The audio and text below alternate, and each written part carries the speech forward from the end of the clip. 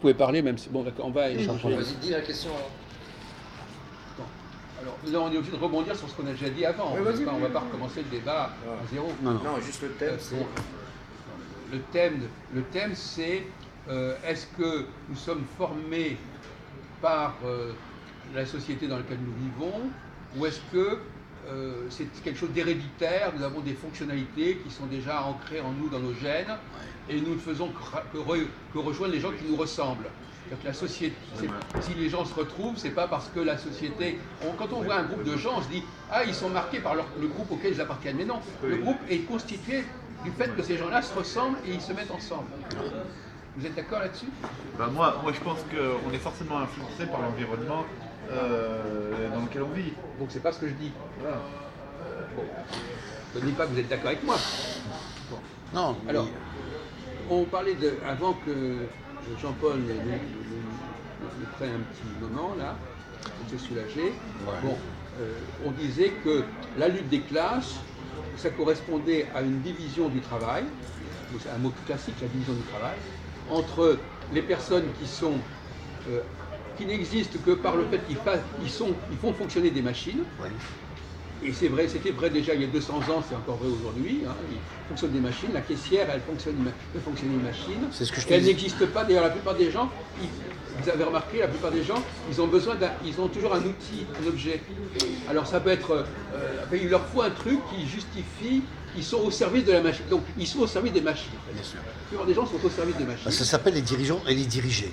Oui. Voilà. Bien sûr. Voilà, c'est ça pour moi, Jacques. Bon, voilà. Alors, ceux qui inventent des machines, c'est pas les mêmes que ceux qui les utilisent. Non. De même que celui ils sont qui démonstrateurs des machines. Celui qui construit une pièce de théâtre, le concepteur. Il ne la joue pas forcément. Non. Celui qui compose un opéra, il ne va pas le jouer. C'est comme le producteur et le réalisateur. Et celui qui dirige un film, il ne va pas le jouer. Non. Donc c'est une répartition du travail. C'est exact, c'est exact. Et pourquoi ça fonctionne comme ça? Parce que les gens seraient, dès le départ, génétiquement programmés pour être d'un côté ou de l'autre de la barrière. Voilà. C'est ça le débat que nous avons. Non, c'est très bien ça. Alors, comme a dit machin là, je sais pas comment il s'appelle, Valentin. On peut évidemment, on nous dit par exemple, on va monter les gens les uns contre les autres. C'est vrai que quand on commence à dire aux femmes, vous pouvez devenir autre chose que ce que vous êtes, quand on laisse croire aux gens qu'ils peuvent changer de catégorie et que c'est simplement une question, c'est la fameuse théorie du genre. Hein. Ouais. Il suffit de changer l'éducation pour que tout le système puisse évoluer et que ça soit plus ce qu'on a dit, etc. C'est ça le débat. Est-ce que c'est une forme de marginalisation? La droite et la gauche, d'ailleurs. Est-ce que c'est une forme de marginalisation, ça, Jacques?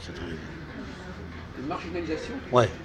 Le fait de changer la personne de ce qu'elle était au départ, ça peut être sur un plan d'éducation, et ce qu'elle est après dans sa vie active.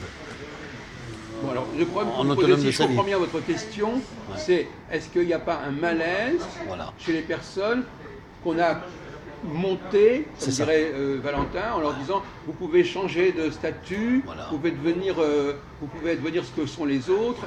Ça renvoie à notre débat de l'autre jour, c'est-à-dire sur mais je comprends très bien de devenir l'autre, enfin, c'est le fameux débat sur devenir l'autre. Mais je comprends très bien le problème de Valentin parce que donc il l'a vécu. Et malheureusement, il n'a pas réussi. Voilà. Je ne peux pas trop rentrer dans le détail, mais ça reste une chute, si tu veux, par rapport le dirigeant et le dirigé. Ça crée une situation d'échec. Ah, on est d'accord, Valentin. Une situation d'échec. Mais les femmes sont, la condition des femmes, pour moi, très importante, parce qu'elle est emblématique de ce drame de faire miroiter des changements qui sont tout à fait superficiels, comme on disait d'ailleurs. Quelqu'un une femme peut s'imaginer que parce qu'elle va apprendre à lire un texte qui est écrit par un homme, elle devient un homme, par exemple. Hein.